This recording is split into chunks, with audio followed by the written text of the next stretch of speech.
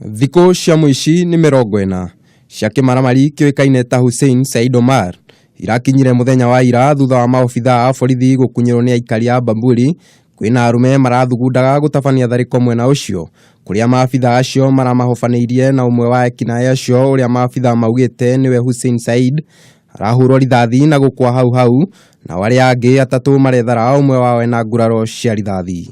Kwa ajili ya hiyo habari waliweza kuelekea mahali ambapo walielekezwa na wakakutana na vijana wanne. Mmoja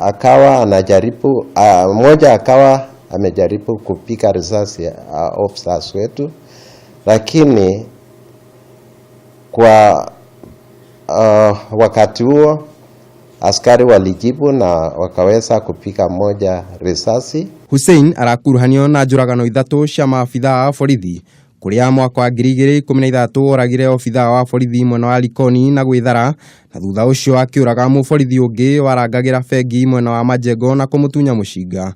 Nayo thariko ya gatatu oragire obithaa wa Mbiraru mwena wa Nyali na kumutunya mushinga wake.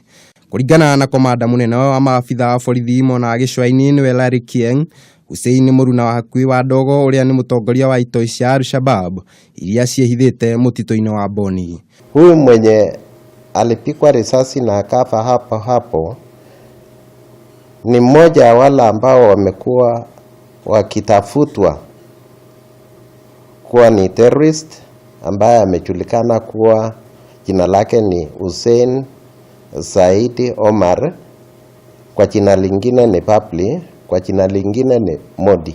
Kuragwo kwa mwikinaĩ ucio ni kugathĩrĩrio na oho muingi ni uritio thie na mbere kunyitanĩra na maabithaa a borithi makiria kumahe ndũmĩrĩri iria ingĩteithia kugaciria ugitĩri mwena ucio, kuona unyitanĩri ucio noguo ungirehe kihonia kia wagi wa ugitĩri uria urehete kĩenji mũtĩ mwena ucio. Hii incident ya jana usiku ni ishara kwamba vikosi vya serikali ambavyo vinapambana na ugaidi viko na uwezo wa kuweza kupambana nao, na bila shaka ufanisi huu unatokana na ushirikiano pamoja na jamii wanapotoa habari kwa wakati mzuri. Mara nyingi tunakuta kwamba vikosi vya serikali vimeanza kuhakikisha kwamba hao magaidi wamepatikana. Gary Fotera, Kameme TV, Jitagwo Kariuki wa Wachira.